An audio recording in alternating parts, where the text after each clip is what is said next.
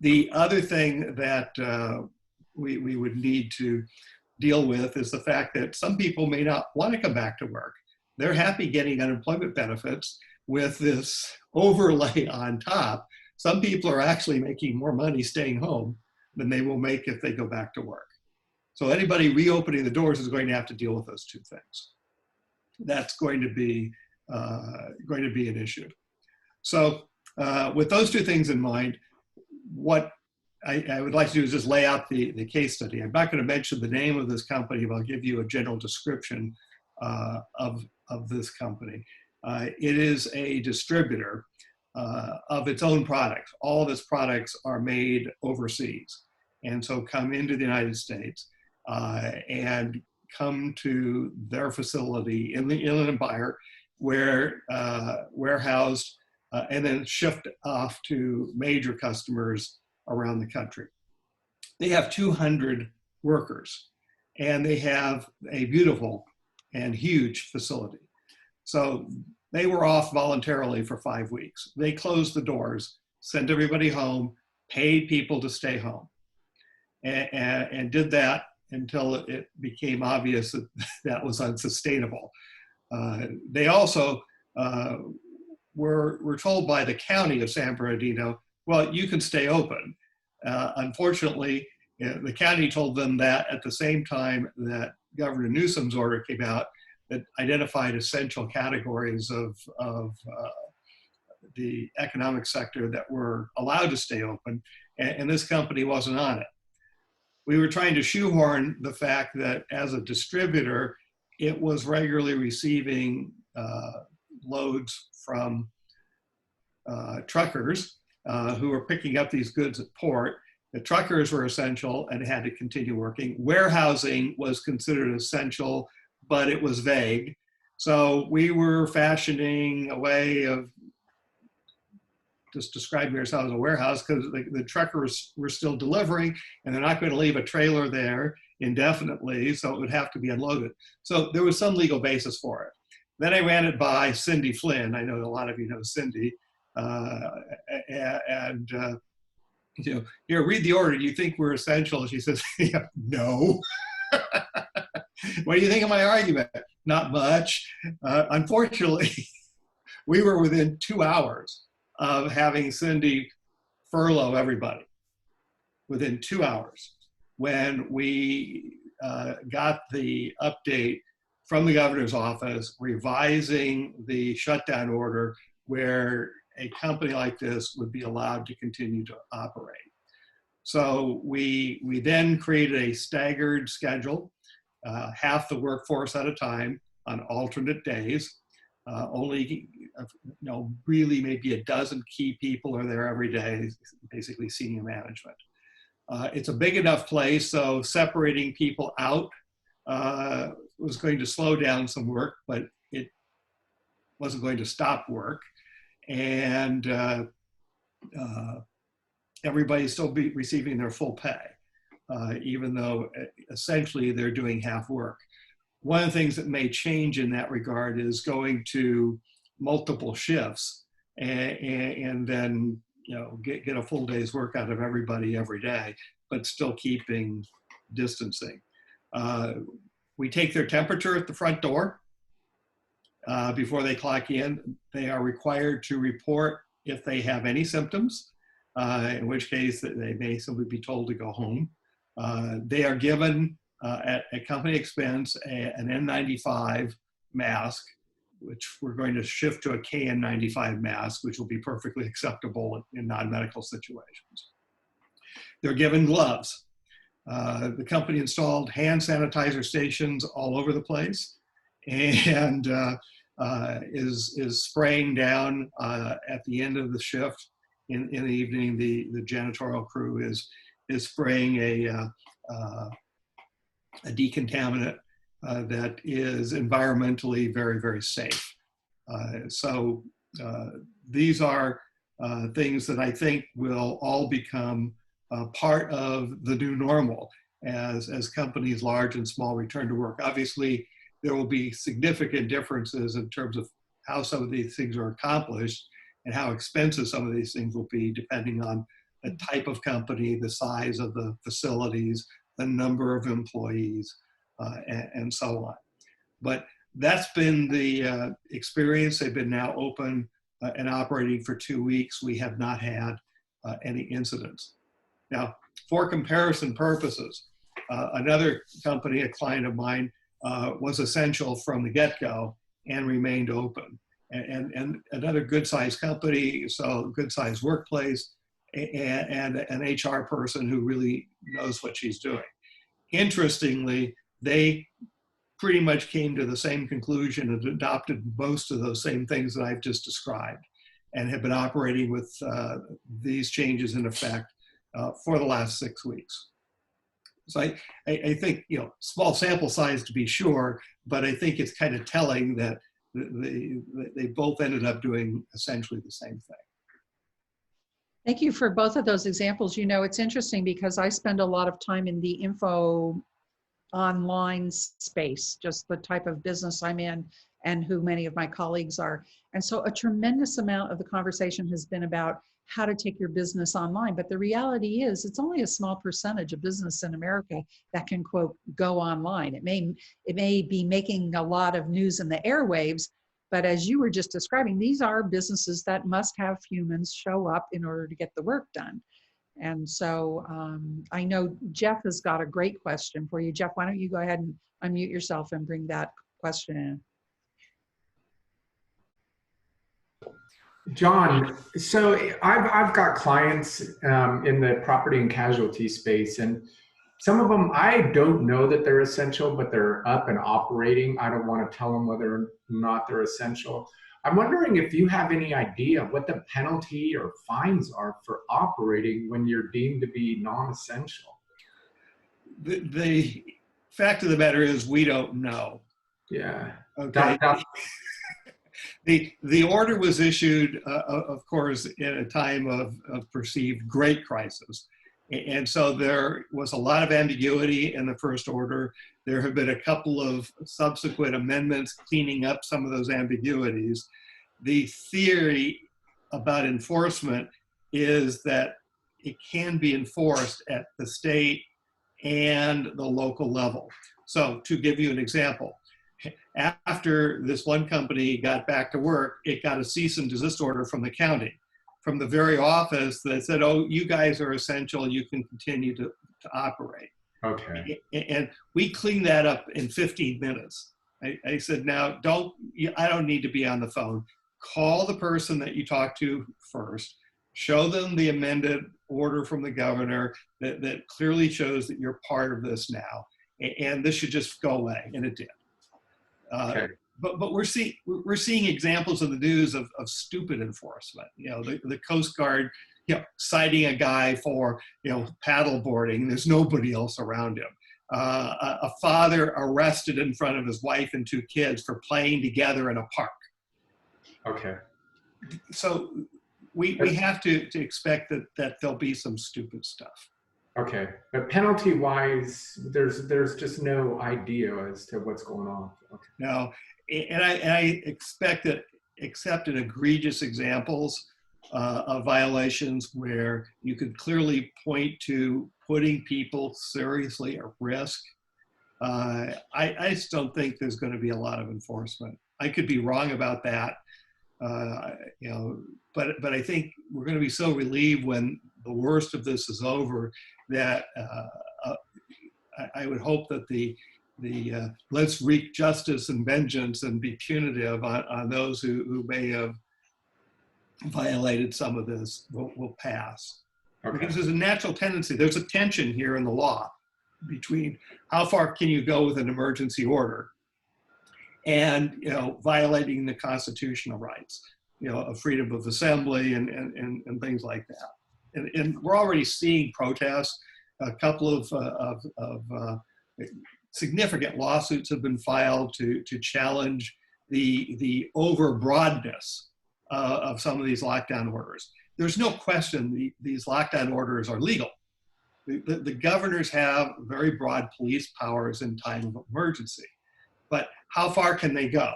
How reasonable versus unreasonable are the orders. You know, Michigan with what's her name, Gretchen Whitmer. I mean, that who thought that stuff up? It's just nonsense. Well, you know, we're keeping liquor stores open, but you can't go to a hardware store and buy seeds or paint. Yeah. Just Yeah. it's better off we just forget about all that as this clears out. Oh, so true. Jim Twirtle has got a question for you as well. Jim, why don't you go ahead and unmute yourself? This may also be a question for the insurance brokers among us here, and that is, what kind of liability do companies have if an infection spreads through their plant? So that's a good question. And the easy answer is that as a general proposition, you're not going to be able to file a workers' comp claim or a civil case for catching something, because it's too difficult to prove that you caught it on the job as opposed to somewhere else. You know, so they say that's the easy answer, and that's the current state of the law. The more complex answer is the classic lawyer's answer. It depends. I think it's going to be possible for attorneys to frame claims both under workers' comp and perhaps third-party type claims for catching the coronavirus, where they can clearly point to circumstances that the protections on the premises were inadequate. John, you're bringing up a really key point, because nobody sues over the fact that they got the flu from somebody whom they work with or live with or bumped into at the movie theater. So why would it be any different for this? Because it's new, it's different, and we're gonna have to feel our way. Also, it's specific. It's so specific that if we say, look, we know how it spreads. Well, we think we now know how it spreads. We know it's far more contagious than a typical flu. And so there's also still widespread belief that it's more dangerous, which is, as more data come in, we're seeing that probably isn't going to be the case. But we also know that, you know, it will last longer on a hard surface like a desk or a doorknob than it will on a soft surface like a shirt. So the greater body of knowledge will then also give rise to what should you have been doing. You knew or should have known, what should you have been doing to prevent spreading of this in the workplace environment. And so a third party coming onto the premises might indeed have a stronger ability to make such a claim. I was here all day and I felt danger all night, versus an employee who would have a much more difficult time perhaps with an unemployment claim unless you could clearly show violation of best practices or the best practices, violations. right? And the best practices themselves have yet to be designed. Which haven't been designed. So you can't violate something you don't know. Of course, our government keeps trying to define things ex post facto, which is why we sometimes have to sue and fight over stuff like that. Right, and we'll have the federal opinion of best practice versus each and every state or municipality deciding what that should look like. Exactly, and we have guidance from the CDC. We have a lot of stuff that's just based on common sense. So it's not like we have no base upon which to build some of these new systems. We have a base. It's a matter of willpower, or being ordered to have the willpower, and cost. You know, we're gonna have to pay for some of this stuff, and you know, it's going to be a burden on companies that are going to be struggling to recover from being out for a while. And they're going to struggle for a while afterwards to rebuild their normal sales. True point. And if we're going to keep cycling through this multiple times in 18 months, there's no relief for the businesses that got impacted on the first wave. They can expect to be impacted, or a substantial percentage of them, on the next wave and the next wave. Exactly. And one of the other things we have to keep in mind is that we're not dealing with a fixed problem. A coronavirus, any type of virus, will mutate over time. So it's more likely to weaken as we build herd immunity, as we may eventually have a vaccine, as we're spraying the hell out of every place. On the other hand, we also have to be careful about that, because when we are spraying with a strong decontaminant, even one that's perfectly environmentally safe, and there are some really good ones out there, we are also helping a virus build up some tolerance for that. So you run the risk of creating a superbug Right. out of it, out of the very fact that you're killing it, you're building a stronger bug. We're building a lot of stronger bacterial bugs. Right. And we're also killing some good stuff too. I mean, it's when we're doing that kind of widespread decontamination, you know, we kill everything like that. And so what does that mean for the long term? We have studies about that sort of thing, that it's not all good. And one of the things we're going to have to also do is you can't just use the same thing. The effectiveness will diminish over time. So you have to keep the bugs off guard. You have to mix it up. We're all going to end up back at lemon juice and vinegar at some point. Tom, you've got a question. Why don't you unmute yourself and join in? Sure. So, John, I was looking at the paper this morning, and it showed, you know, these grave sites in Mexico, you know, where it's more and more, I guess, more and more people are dying, and at a rate greater than they're used to. How's that affecting the maquiladoras, and that those products coming into the United States? So the short answer is there's not much impact yet. In terms of cross-border traffic between Mexico and the United States. There is great concern that Mexico could see an explosion of illness and a high death rate, because Obrador basically blew this off and didn't take it seriously, didn't mobilize much in the way of resources. A lot of places in Mexico where, you know, the healthcare providers will be overwhelmed if there's a hotspot breakout. And Mexico City isn't well prepared for this either. So the border areas actually where most of the tequila operations are would probably be in the best shape in the event that Mexico has a super problem with that, simply because they can get supplies faster from the United States. If need be.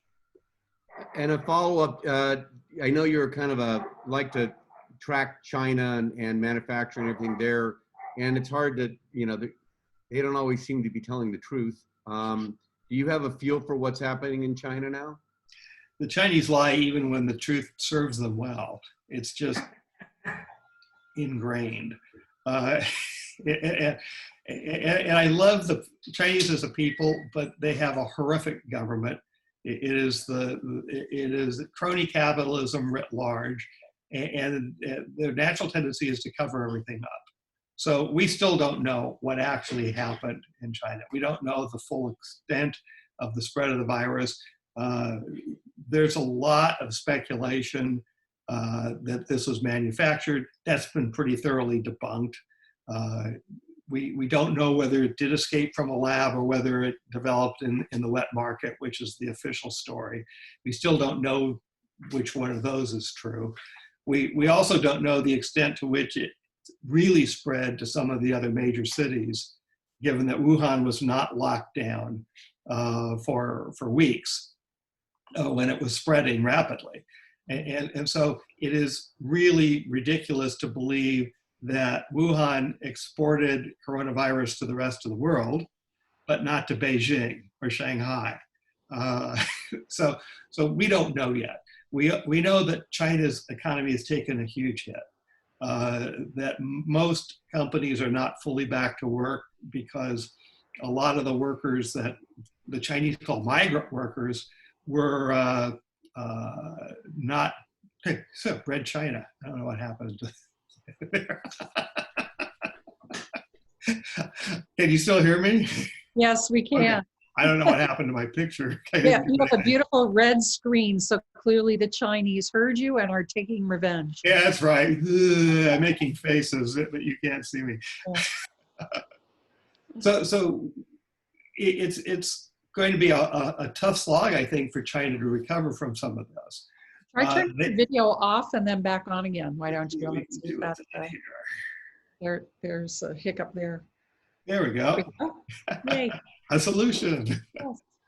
So I've heard of the green screen, but a red screen, that's different. We'll have to watch for reports worldwide. You know. I blame everything on coronavirus, so that must have been the coronavirus, right? It had to have been, yeah. So John, I'm bashing it, it saw red. We're talking about China here, but we're also hearing about it spreading to India and so on. And I think it's obvious it's spreading worldwide. So when we talk about manufacturing and goods moving from place A to place B, and we know it's, you know, life duration on hard surfaces, is anybody really going to want to buy the next iPhone when it's shipped in from China? Well, it doesn't last indefinitely on hard surfaces, but there is some indication that it could last as long as 72 hours on some kinds of plastics or metals. So, you know, if you really want to be safer, you replace all your doorknobs with brass doorknobs. It does not like brass, but it does seem to like stainless steel. And if we think about goods that folks are having manufactured overseas and then shipped in, so at the moment, in concept, as long as you keep your hands off of it, don't unpack cartons, don't unpack crates, just let them sit for 7 days. In concept, any viral contamination has sorted itself out. Right. It also doesn't like heat. So the hotter the weather, as we're now moving into hot weather, that is going to inhibit the spread of it. That may be India's saving grace. It does seem to like wetter conditions, and so that, you know, much of India is very humid, but it's also equatorial in large measure, so it's already pretty warm, and so that combination is an interesting one. Which one emerges the stronger of the two? But if it really seriously breaks out in India, India will be devastated. Mm-hmm. India has no ability to respond to this. Yeah, yeah. Massive population, there's no healthcare system that could handle the volume. Right. Yeah. So sensible precautions on handling anything at the moment. You know, washing your hands frequently. Oh, that was one of the things I didn't mention, is that employees are required to use the hand sanitizer stations, which is somewhat effective, but to wash regularly with soap and water, which is effective. Mm-hmm. And doing that before, after opening, you know, so they're unloading all these boxes that are coming from several places around the world, including China. So the warehouse workers, like everybody else, are wearing gloves. They've been taught about how to take the gloves off so you're not touching the gloves, taught to throw them away or to put them back on properly. So minimizing the risk of exposure to what they've already been touching. You know, some of this, again, is common sense. Some of it's going to be learning by doing. And, you know, you get this stuff down and it becomes second nature after a while. I didn't mention, and I'll show you an example, but I think that the new normal, along with perhaps wearing face masks everywhere, is plastic shields. The nice thing about a shield, this one is the first commercial version from a company that doesn't normally make these, but they were playing around, and it's a high quality plastic. It's easy to clean. It's reusable for a long time. It's a type of plastic surface that apparently the coronavirus doesn't like. So this one's a little bit more expensive. You can get cheaper ones than this. Is going to be about $6 in the stores, but it's going to be an effective one. And I think that, you know, for the foreseeable future, we may be all running around looking like welders. Yeah, but here's a really good point. If you had to choose having a mask which blocks 50% of the facial expression versus having a clear shield where you literally can go back to feeling like you're truly in relationship with, in communication with another person, I'm happy to wear a face shield, you know, for the next 10 years or whatever. Well, I agree. I wear this all the time now because I don't like masks. I don't like feeling like I'm ready to rob a bank or blow up a building. And you know, again, we're having these Zoom meetings where, you know, we can be uncovered. And it's like, it's not normal to be watching people looking like they're in the final round of the highest stake poker match in the world. That's not good for us. Right. True. Now, of course, as I had to point out in a good part of the world, you know, women run around in burqas all day. It's like, so what's the deal? Okay. But that's not our normal, and we're going to resist that kind of new normal. Yeah. Tom's got another question, and I've got another one to follow up with that. So you talked about the fear factor a little bit, and you also talked about the legal ramifications of what might happen if, you know, you get an outbreak within your office. But where is that line between encouraging your employees that it's safe and not getting in more trouble? I mean, what are the right words to say? That is a terrific question. I'm not sure that we know what the right words are as kind of a universal sentiment yet. I think that we have to be really sensitive to fears, both legitimate and irrational. I think that's just kind of a courtesy that we should extend to everyone. You know, a lot of people just kind of poo-pooing the whole thing. This is nothing. You know, you're being ridiculous. Kind of. I don't think we should do that. On the other hand, we have to be able to return to a productive state in the workplace, which means that we're going to have to come to grips with managing our fear. And you know, we don't have somebody like an FDR saying the only thing we have to fear is fear itself. We don't have an inspiring orator like Winston Churchill saying, you know, we'll bear all burdens, and we don't have a Kennedy, you know, but that's that kind of oratory either today. So we're going to have to try and fashion it for ourselves with the people that we deal with. I heard a radio interview yesterday with a physician who's been deeply embedded with working with the virus in hospital environments and so on. And the point that he brought up was that one of the things that has to be made clear is who are the vulnerable populations. And so, for instance, close living in retirement home centers of an older population that already have compromised health, that there's a standard of care and communication and behavior that will need to happen there that he believes has nothing to do with regular office environments of normal people and so on, and that we're going to have to get to the point of making those distinctions. Absolutely. And we were capable of making those distinctions from the outset, and we failed to do that. A lot of people, and we're going to be debating about this for a long time, believe that this whole shutdown thing was absolutely unnecessary. That we should have been able to figure out, common sense should have been able to tell us, we need to protect the most vulnerable. And for those who are not the most vulnerable, we're running a perhaps higher probability risk of catching something that's contagious.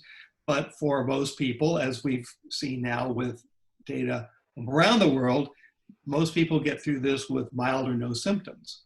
And so the argument is pretty strong that we overreacted. And now we're going to pay a pretty heavy price. We've already paid a heavy price economically for this. But it's been done. That's the reality. We made that choice. So now how do we recover from this? We still have choices that we are capable of making. The last thing in the world I think we should be doing is just hit the reset button and say, let's just get back to the way we were. This is time to rethink how we do things and make some things better. This is a time to maybe set aside some of the partisan bickering over everything and look at how do we make ourselves stronger. We certainly need to rethink efficiency versus resiliency, that instead of always going for the lowest cost and getting it from China, that's not a reliable supply source, and it's not a friendly supply source. So at least for medical supplies and drugs and stuff like that, we should have our own capability, even if that costs more. Anything having to do with national security, shouldn't we have that here? We should not go back to business as usual. But we probably will, because inertia is inertia. Right, right. One of my local favorite restaurants, I've been staying in close touch with them, and they really rapidly pivoted to taking their menu of, I'll say, 200 items, reducing it to about 20 of their favorite dishes. So first they restrained their menu, and then after a couple of weeks, what they did is they shifted to how they made those meals available. Obviously for pickup, you called in and they dropped it in the back seat or the back of your trunk. But then they switched to meals for four. So if you wanted the such and such salad, it was portions for four, whether that meant you personally had enough to eat it 4 meals worth or for a family of 4 and so on. And it was interesting because I was looking at this shift in economics, but also their cleverness and their nimbleness, because what that meant was instead of getting, people buying one $15 salad, they were buying a $30 meal kit and so on. Just this week, they announced the formation of the pantry. They now have more than 50 organic fruits and vegetable products, 20 wines, vegan and gluten-free products that you can order. They will box and again, put in the back of your car. Well, where I live, a lot of the farmers markets have been shut down, or so few people are coming that it made no economic sense. And we've seen plenty of news reports about food rotting in the fields because there's so not just the distribution chain, but the way people's behavior has changed. And so they're sort of serving this interesting interstitial role of helping make sure that these farmers have outlets for their food, that people can receive it in a safe manner and so on. And I've just been fascinated by companies getting nimble. And they also announced they're changing the seating in their restaurant for when they reopen. So it was just interesting to see the clarity with which they're taking action right now on so many of these fronts. And I'm curious, what you're seeing with other types of companies. It depends. Accountants, for example, have been able to work at home, but a lot of the infrastructure, especially when you're a tax preparing type service, you can't get everybody to scan and send documents to you. So you need to keep your office open. So a lot of accounting firms went to half the people in the office and spread apart, and the other half staying at home, or even a skeleton crew taking and receiving stuff from the customers. It just depends.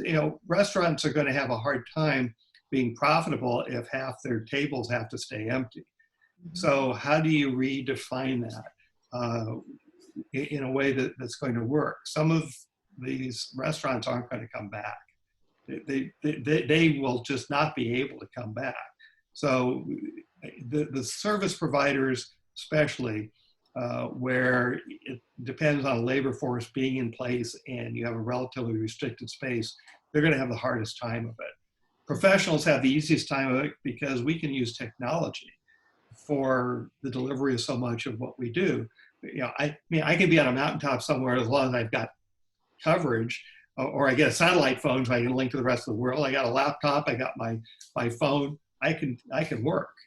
But so many other businesses can't do that. So they're going to have the hardest time adapting. Yeah, it's very interesting. On the news, we keep being fed information that is government distributed information. The irony is here in Los Angeles, all the county offices are closed. So Tom and I belong to a lot of networking organizations. Some deal with real estate, some deal with distributors and manufacturers. And part of the conversation has been about the fact that currently in California, you cannot do electronic notary. You can in many other states. Right. So other states are able to continue with real estate transactions and getting things recorded. And California's had to do this total workaround with trust corporations writing additional riders that says, with these signatures and the transfer of pieces of paper from person A to person B, we're declaring and ensuring that that property has changed ownership, even though it can't be recorded till some unknown future. And the domino effect is huge. Right. And notaries are obsolete. We have needed them for a lot of things, and their history goes back to the monks, who were the only ones who could read and write. And the only thing that mattered in those days that was wealth was real property. So that was where it all originated. But the blockchain technology and the ability to uniquely define a contract, smart contracts, in 5 years, we're not going to have notaries anymore. We won't need them for anything. Of course, the government will still require them, but we won't need them. Or the recording office with the window, Right. where you have to push the paper across, the Right. transom and so on. So who else has questions? Who else has a question before we wind things up today? Feel free to unmute yourselves. Well, John, I really appreciate your talk today. I think it was really quite interesting. I hope everybody enjoyed it. Next, real quick, I'd like to throw up a poll. Can I get in there with a question? Of real course. quick? Jump in, And Gary. that comes back to discussion about China, and you mentioned that it's tough to believe the Chinese government here, and I don't know how far that carries over to the whole country and businesses. But do you see a little backlash where a lot of businesses will start buying more domestically instead of importing product from China? Well, yes, we're seeing the backlash, and people are going to discover that there isn't a domestic alternative, which is going to create an opportunity. One of the ways that we can put everybody back to work, maybe some of these people won't be able to go back to their job as waiters and waitresses in restaurants, but we're going to see a cottage industry start in making stuff at home, making alternatives. It will cost more, but I think a lot of people are going to be willing to pay more for some of these things. There's a really strong backlash against China in this country. It is growing daily in Europe, and the recipients of billions of dollars in Chinese money in the Belt and Road Initiative are discovering the strings that came attached to that. What are those? We're getting what are those- blowback there as well. What are the strings that were attached? Well, it's sort of like, the hard money lenders it's a loan to own model. They don't care if you default. If they're happy with the security, they'll take your property and they'll flip it and they'll make money off of it. The Genoa in Italy accepted Chinese money to finance the port. Well, in the fine print, basically, if Genoa defaults, China owns the port. This is a commonplace thing in that documentation. So countries are discovering that they are tied to China in ways that are not good. And you may see, of course, this may be a couple of years down the road, but you're going to see defaults. And then you see whether or not the countries will acknowledge their defaults or whether they will assert sovereign immunity and just say, this to China. That's going to be the next round that plays out. But they're still touting the Belt and Road Initiative and now the Health Road Initiative as an adjunct to that. Like, we're the saviors of the world. We'll provide you with masks and gloves and sanitizer and so on. And countries are saying, maybe not so fast here. They're getting wise to this. Yeah, great, thank you. Two more quick questions. One, you're talking about all the changes in social distancing and things taking place in the workplace there. It seems like in the past, if you got sick, if you caught the flu, a cold bug, or something like that, you caught it from your kids who caught it from somebody at school. So in a school environment, especially, K through 12, you've got everybody sitting at these desks, close proximity. We've got maybe, you talked about overcrowding and things like that. How's the schools going to adjust to this? Last quick question is, I've never seen Tom wearing a tie before. I kind of wonder what's going on here. You're trying to look sharp for the camera there. I am. I want to look good for you, Jerry. Thank you. The nice thing about Zoom meetings is you don't feel like you have to put on a coat and tie.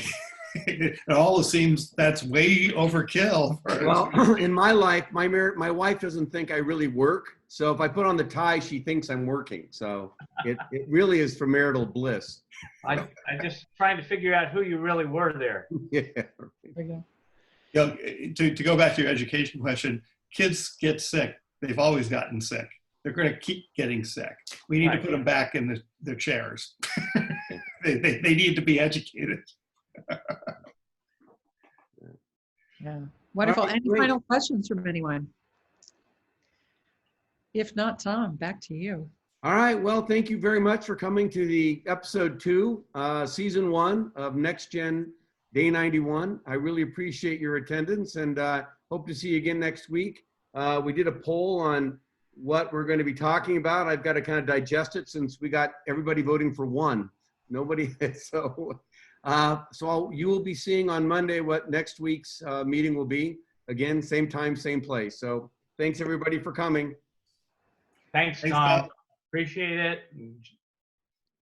Thank you, John. Take care, everyone. Thanks, John.